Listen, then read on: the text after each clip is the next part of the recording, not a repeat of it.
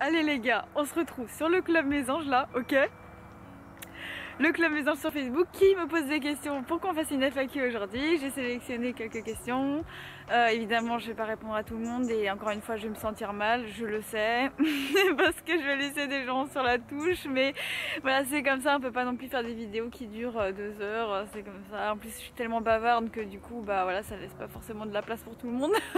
Voilà, mais bon, c'est pas grave, on va commencer tout de suite. Et puis voilà, c'est la deuxième fois que je tourne cette FAQ parce que j'ai déjà fait une première version et il y a certains trucs que j'ai dit que je trouvais qui étaient un peu chaud à dire sur YouTube, que je me suis dit je vais éviter de mettre ça sur YouTube quand même parce que ça risque de créer des vagues et tout, et j'ai envie que ça reste bonne ambiance quand même sur la chaîne, et donc voilà. C'est juste pour dire, c'est la deuxième fois que je tourne cette putain de vidéo et j'espère que cette fois ça va bien se passer. Bon, c'est pas grave, on va commencer comme la dernière fois par la question de Fogia. Voilà, Fogia elle est extrêmement active sur le groupe, donc gros bisous à toi et merci pour ton investissement sur le groupe, ça fait tellement plaisir. Voilà, je dis ça au passage. Mais j'aime bien sa question. Comment gagner sa vie sans s'épuiser? Voilà. Alors, comment gagner sa vie sans s'épuiser? Déjà, il y a une première chose que je voudrais dire, c'est que j'ai pas la réponse. Voilà. La première chose que j'ai envie de dire, c'est que j'ai pas la réponse. Et la deuxième chose que j'ai envie de dire, c'est que je pense que ça appartient vraiment à chacun et que c'est extrêmement personnel de trouver son chemin vers une vie professionnelle qui soit épanouie et qui ait un bon équilibre entre je me repose et je travaille. Il y a un truc aussi que j'aimerais dire, que j'ai dit dans la première version de cette FAQ et que j'ai envie de garder. C'est que j'ai voyagé en Inde il y a 2-3 ans et ma sœur est partie 6 mois en Corée, ok? Et du coup j'ai un petit peu une idée de comment la vie au travail se passe dans des pays qui sont très loin de la France. Donc moi je parle de la France parce que moi je suis française. Je suis désolée pour les gens qui habitent pas la France, qui regardent mes vidéos, je sais que vous existez. Voilà, la France n'est pas le centre du monde, mais voilà. Mais juste pour dire que en fait par rapport à certains pays du monde, en France on est extrêmement privilégié par rapport à tout ce qui est règles de travail. Je sais que ça va agacer beaucoup de personnes parce que notamment j'en ai discuté avec certains d'entre vous sur le club Facebook, mais c'est vrai que voilà, il y en a certains parmi vous qui, à raison, hein, me racontent que voilà, ils sont épuisés, que leur patron se foutent d'eux, enfin ils se foutent de leur repos et tout, et ils exploitent, etc. Enfin bref, travail acharné, burn-out, galère, épuisement, gros délire. Et évidemment ça devrait faire le sujet d'une vidéo, ça, parce que c'est vraiment un gros sujet. Donc voilà, et ça c'est réel, hein, le stress que ressentent ces personnes, l'épuisement que ressentent ces personnes est absolument réel. Mais moi j'aime bien aussi qu'on se souvienne aussi de la chance qu'on a d'avoir aussi nous des règles dans le travail. Alors moi personnellement je suis salariée dans un job qui est quand même assez physique et fatigant, hein. On va pas se mentir, dans la restauration et tout c'est assez physique et fatigant. Mais il y a quand même des règles, c'est-à-dire que voilà, il y a un nombre d'heures qu'il faut pas dépasser, etc. Il faut avoir au minimum 2 semaines de congé pendant l'été, enfin il y a quelques petites règles comme ça. Et je sais que c'est pas énorme par rapport à ce qu'on aimerait peut-être nous avoir, mais faut savoir qu'en Corée tout ça n'existe pas. Par exemple en Corée, genre c'est mal vu de prendre des vacances, je crois c'est juste 2 semaines par an de vacances par an il me semble, hein. Je sais plus ce que c'était, mais quelque chose comme ça, hein. C'était du délire total, hein. C'est mal vu de prendre des vacances, il faut vraiment se vouer à son travail, etc. En Inde c'est encore pire, hein. Les enfants travaillent, tout le monde travaille, c'est du délire total.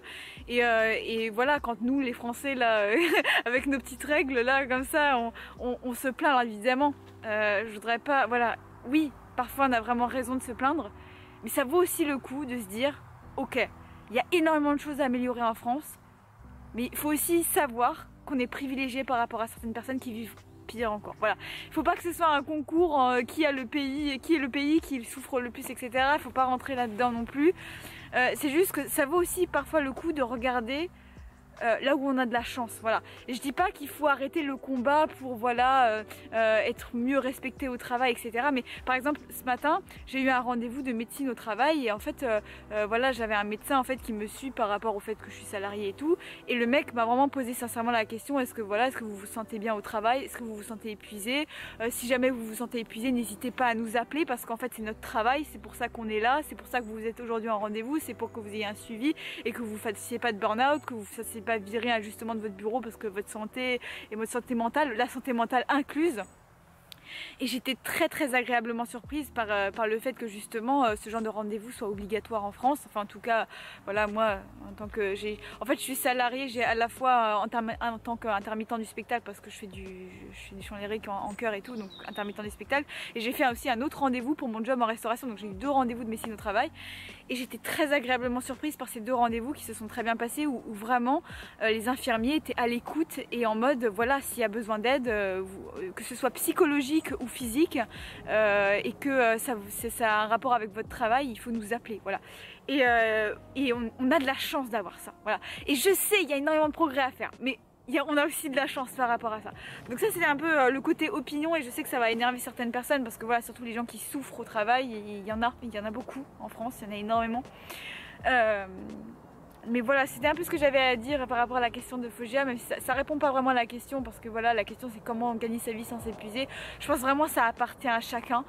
Chacun doit trouver ce qui lui ne l'épuise pas, chacun doit connaître ses propres limites et quelles sont ses formations à lui, et qu'est-ce que par rapport à ton parcours à toi tu peux réussir à faire pour que finalement tu trouves un bon équilibre. Mais il faut savoir, c'est très difficile, hein. Gagner sa vie sans jamais s'épuiser, pour moi c'est extrêmement difficile et c'est un exploit si on y arrive. Voilà, mais ça c'est juste mon opinion évidemment, voilà. Question de François que je connais dans la vraie vie, donc forcément voilà. Voilà, François était mon prof d'écriture à l'école d'art, donc c'est comme ça qu'on se connaît.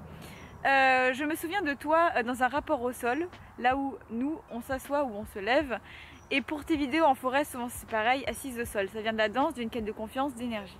Alors ouais, alors moi j'aime beaucoup m'asseoir au sol. J'aime énormément m'asseoir au sol parce qu'effectivement je trouve que ça me donne plus d'énergie d'être assise au sol. Alors je vais pas non plus rentrer dans un discours ésotérique de ouais l'énergie, nanana. Mais être assise au sol, ça me donne plus confiance en moi, ça me donne plus d'énergie. Et souvent ce qui se passe c'est que voilà, quand j'en ai la possibilité, au lieu de m'asseoir sur une chaise, je m'assois par terre. Et je sais que souvent c'est assez mal vu en société, parce que quand t'es assis par terre c'est que t'es un enfant qui joue par terre, nanana, etc. Et moi il y a d'un certain milieu ça passe pas du tout de s'asseoir par terre. Mais être assis en tailleur pour moi c'est la base. J'adore m'asseoir en tailleur, c'est la posture la plus confortable et la plus énergisante qui soit. Et donc oui, j'adore m'asseoir par terre, voilà. Alors, question ultra juicy de Jujube qui me demande: que penses-tu de la politique en général? Est-ce que tu suis l'actualité, ou est-ce que tu t'en écartes? Trouves-tu qu'il faille s'en protéger? Alors, en fait c'est ta question qui m'a fait renoncer à ma première version de la FAQ, parce que j'avais dit un truc que je me suis dit non, ça sur YouTube faut pas. Voilà, j'avais dit un truc extra populaire et tout, et je vais essayer un peu de me modérer cette fois parce que j'ai quand même envie de répondre à ta question, tu vois. Moi ce que j'ai à dire là-dessus c'est que non, je suis pas l'actualité, mais c'est pas parce que je pense que c'est toxique ou quoi, ou voilà. Je pense que si on est passionné d'actualité, on peut le consommer de manière responsable et de manière à ce que ça nous pourrisse pas la vie. Je pense que c'est possible, faut juste savoir comment faire, voilà. Moi je trouve que justement la chaîne, je sais que parmi vous il y en a beaucoup qui adorent regarder la chaîne de Hugo Décrypte, et je trouve que voilà, regarder les infos avec Hugo Décrypte c'est génial, enfin, c'est passionnant, c'est super intéressant, et voilà, et ça peut ne pas être toxique quoi, c'est pas forcément toxique de regarder les infos, voilà. Voilà, ceci dit, je suis pas du tout quelqu'un de passionné par l'actualité, hein, c'est pas un sujet qui, voilà, l'actualité ça fait pas partie de mes passions, de mes intérêts spéciaux, etc. Je suis pas, voilà, voilà, c'est tout, hein, c'est pas parce que je dis que c'est de la merde ou quoi, c'est juste, voilà, c'est pas forcément mon truc. Et il y a aussi un truc, voilà, par rapport à la politique en général.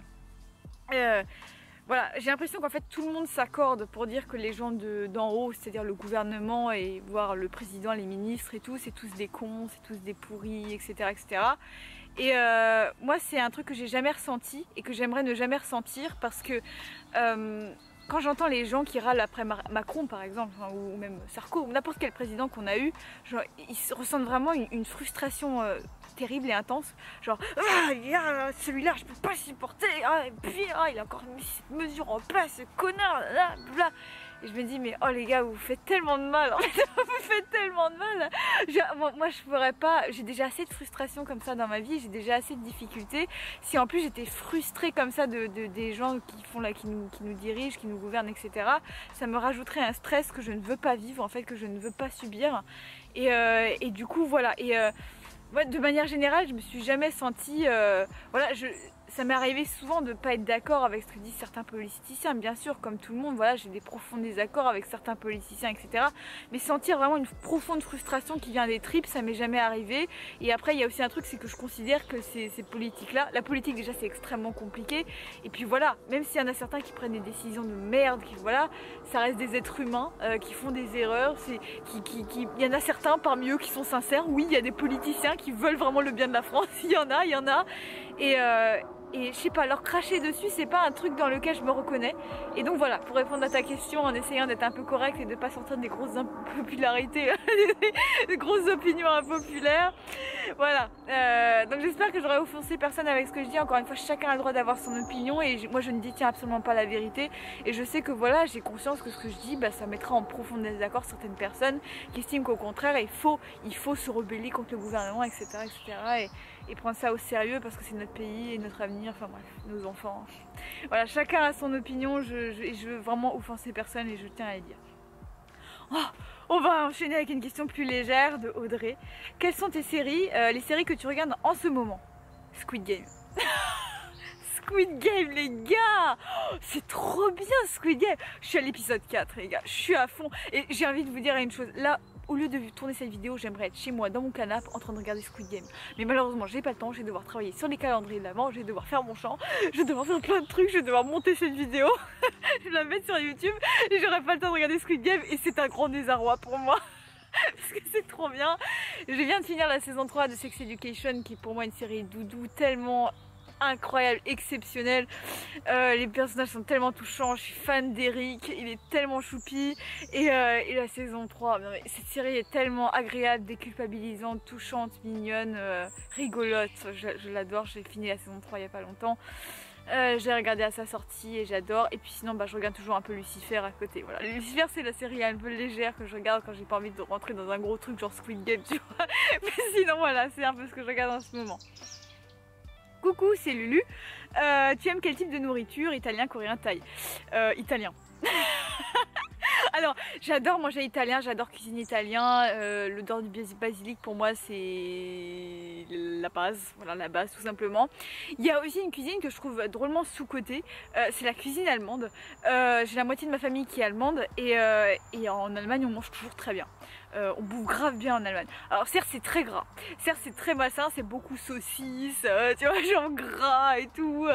Et les gâteaux, est-ce qu'on parle des gâteaux allemands aussi? Les gâteaux allemands ils sont extrêmement simples, contrairement aux pâtisseries françaises qui sont extrêmement élaborées, les petits macarons, les petits Saint-Honoré, les petits machins.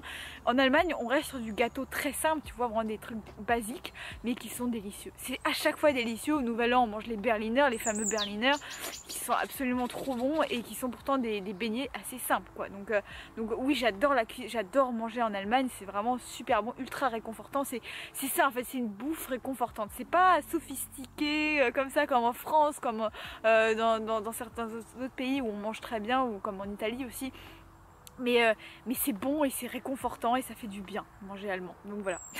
Voilà pour répondre à ta question.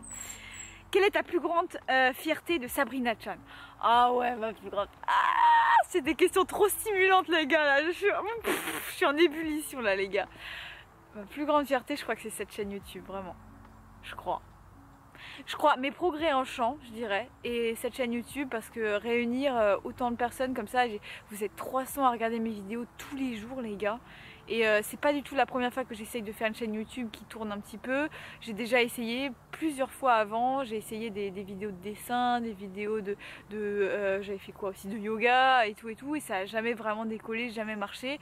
Et là j'ai le club Facebook que j'adore, j'ai ces vidéos qui me passionnent, j'ai des gens qui m'ont acheté mes calendriers de l'Avent, et ouais, et c'est pour moi une immense fierté évidemment. Donc voilà, je pense que c'est cette chaîne YouTube et évidemment les progrès en chant qui me rendent le plus fière. Voilà. Donc toi j'ai déjà répondu à ta question dans une vidéo. Coucou, quels sont tes livres préférés de Elena? Marcel Pagnol, tous les Marcel Pagnol, voilà. Ouais, c'est aussi simple que ça. Ok. Oula, il y a beaucoup trop de questions là, ça va pas du tout. Salut, quels sont tes jeux vidéo préférés de Candice? Alors, bon, j'ai beaucoup joué à League of Legends, j'ai arrêté parce que l'ambiance était trop cancer. Voilà, la haine sur League of, c'est terrible. Les gens se tapent dessus, les gens s'insultent gratuitement, report, ban, machin, enfin horrible. Mais j'ai adoré jouer à League of, le jeu en lui-même était trop bien, j'ai adoré y jouer. Et sur Switch, alors un de mes grands coups de cœur Switch, c'est quand même Mario Kart. Pourquoi? Parce que Mario Kart, c'est un jeu qui est vraiment, genre c'est la base, tu vois, c'est l'essence de Nintendo, tu vois. Mario Kart, c'est vraiment un jeu, c'est un basique quoi, c'est comment on dit ça, un essentiel, tu vois, un essentiel.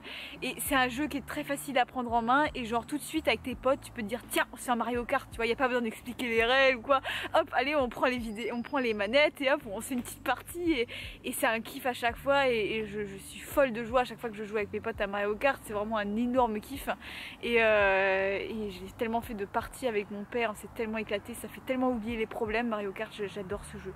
Donc voilà, sinon je joue énormément à Animal Crossing en ce moment, je me suis un peu remis et tout, j'adore jouer à Animal Crossing et j'adore jouer à Smash aussi, voilà. Voilà pour mes jeux vidéo préférés. Si tu pouvais dire quelque chose de toi d'il y a 5 ans, 10 ans, 15 ans, ce serait quoi de Snoopy? Alors, Snoopy, alors je dirais de moi il y a 15 ans. Alors attends, j'ai pas réfléchi à la réponse à cette question, du coup je sais pas quoi dire. Je sais pas quoi répondre. Alors qu'est-ce que je dirais du moi? Sors de ta zone de confort et fonce vers ce qui... Ne n'attends pas pour foncer vers ce qui te fait kiffer. Je pense que je dirais ça. Et surtout je lui dirais t'inquiète, ça va passer en fait. Parce que la fille d'il y a 15 ans, elle a pas encore vécu tous les problèmes que j'ai vécu là. Donc je lui dirais... tu vas avoir des problèmes, mais tout le monde vit des problèmes et tu vas très bien t'en sortir. Voilà, je pense que c'est ça que je dirais. Évidemment, j'ai pas réfléchi, donc je sais pas élaboré comme truc. Si je devais sérieusement le faire, je pense que j'y réfléchirais à 2 fois quand même, mais voilà. Ouh là là, les gars, vous posez trop de questions, je vais pas pouvoir. Ah ouais, il y a une autre question de Kevin. Je ne sais pas si ça vaut le coup d'en faire une vidéo, mais est-ce que tu continues ton projet d'ouvrir un Patreon comme pour le programme de yoga dont tu avais parlé une fois? Oh là là là là, mais t'es un vieux de la vieille, Kevin, en fait. T'es là depuis longtemps, de ouf. Ah ouais, non, bah, bon, voilà. Alors j'en ai parlé avec François, hein, qui a posé une question en début de vidéo, voilà. Un Patreon va ouvrir sur cette chaîne et c'est pour novembre. Voilà, je vous en dis pas plus, ça s'appelle la Mésange Academy. Il y aura 3 niveaux. Il y aura un niveau où vous pourrez écouter mes podcasts, un deuxième niveau où vous allez avoir des cours en fait, où je vais créer en fait des cours de santé mentale pour se reprendre en main en termes de santé mentale, etc. Où je vais vraiment beaucoup travailler dessus, vous aurez des PDF à compléter, enfin bref, ça sera le niveau 2. Et il y aura aussi un niveau qui sera plus cher, évidemment, ce sera mes vrais mécènes qui pourront se payer ça, ceux qui ont les moyens et qui en ont envie surtout, ce sera le Art Club. Et ce sera des gens, en fait, voilà, les gens qui seront abonnés à ce niveau-là recevront, en plus des autres avantages, un dessin fait par moi, un dessin original, parce que je suis un peu dessinatrice, voire je suis totalement dessinatrice en fait, j'ai fait du dessin toute ma vie. Et donc vous recevrez une œuvre d'art chez vous par voie postale tous les mois. Voilà pour mon teaser Patreon, mais je vous en reparlerai évidemment quand ça sortira. Voilà. Maison, j'aimerais savoir si tu as des pensées en arborescence. Pas spécialement. Pas spécialement, donc et je me sens chanceuse parce que voilà. Question de Corentin. Alors Corentin est tellement actif sur la chaîne, pas sur la chaîne, sur le groupe Facebook. Donc ouais, non Corentin, merci pour dans ton investissement sur le groupe Facebook. C'est caliente, franchement merci hein. Voilà. Bonsoir, je n'ai pas de questions mais une suggestion de thème. J'aimerais beaucoup que tu parles de la confiance en soi, ta vision, tes astuces, etc. Et finalement si j'ai une question, quelles sont tes œuvres préférées, toutes arts confondus? Trop bien. Alors oui, on va parler plus de confiance en soi. Voilà, si c'est un sujet qui vous intéresse, bah, je suis enchantée parce que moi, voilà, je trouve que moi, je suis assez fière de moi dans le sens où j'ai pas mal confiance en moi dans la vie par rapport à quand j'étais enfant et ça c'est quelque chose qui me rend assez fière et du coup bah ouais, j'ai envie d'en parler, j'ai envie de donner mes astuces et comment j'ai réussi à en arriver là. Ouais, donc on va en parler plus.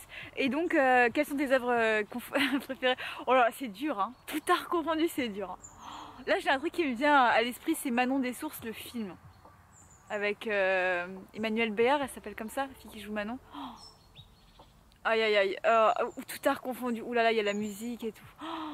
C'est dur hein, ta question, ouais, mais en fait ce qui m'est arrivé d'un coup là, c'est le film de Manon, qu'ils ont fait de Manon des Sources, le le nouveau, pas l'original de Pagnol, mais voilà, avec Emmanuel Béard. C'est sublime, hein. Sublime ce film, hein. Voilà. C'est ça qui me vient à l'esprit. Évidemment, il y a peut-être un truc que je kiffe encore plus, mais ouais, c'est ça qui me vient à l'esprit là, tu vois. Voilà, et dernière question, voilà, de Chloé. As-tu des soucis de santé physique? Heureusement non. Je suis autiste et j'ai un éventail de maladies étranges. Je suis toujours un cas, merci. Non, j'ai de la chance. Je remercie mon corps tous les jours d'être en bonne santé parce que voilà, quand je suis en mauvaise santé mentale, je peux me reposer sur ma santé physique et ça c'est voilà, c'est génial. Ça me permet de faire de la danse, ça me permet de, voilà, de me dépasser dans mon job, de beaucoup bouger, de sortir de ma zone de confort. Je suis très fière de mon corps qui, même s'il est imparfait, même s'il est un peu trop maigre, que je pèse 46 kilos, que je devrais manger un peu plus, que j'ai de l'acné sur le menton. Je suis quelqu'un qui, je suis fière de mon corps pour ce qu'il me permet de faire tous les jours. Et je pense que c'est quelque chose qu'on devrait tous se dire, même si on a des soucis physiques. Je veux dire, même si t'as pas la meilleure santé physique possible, dis-toi que ce que tu peux faire malgré ça, tu as de la chance de pouvoir le faire parce que tout le monde ne peut pas le faire. Voir par exemple, tout le monde ne peut pas voir, tout le monde ne peut pas entendre, tout le monde ne peut pas sentir. Et donc voilà, la gratitude quoi, il faut la pratiquer. Donc voilà. Évidemment j'ai laissé sur le côté plein de questions, je suis vraiment désolée. La vidéo dure déjà 20 minutes, ah c'est trop long. Mais ça m'a trop éclaté de faire cette deuxième version de la FAQ. Au final je me suis pas du tout fait chier, j'avais pas du tout l'impression de répéter un truc que j'ai déjà fait. Merci immensément à toutes les personnes du club Facebook, vous êtes le sang de la veine, c'est vous qui faites vivre cette chaîne et tous les débats qu'on peut mener, vous me donnez tellement d'idées intéressantes, vous êtes tellement inspirants et voilà, ça fait un peu cheesy de dire ça comme ça, mais bon, ça me fait tellement plaisir de vous remercier parce que je le pense vraiment et ben voilà, on se retrouve demain pour une nouvelle vidéo et ciao dans ta casa.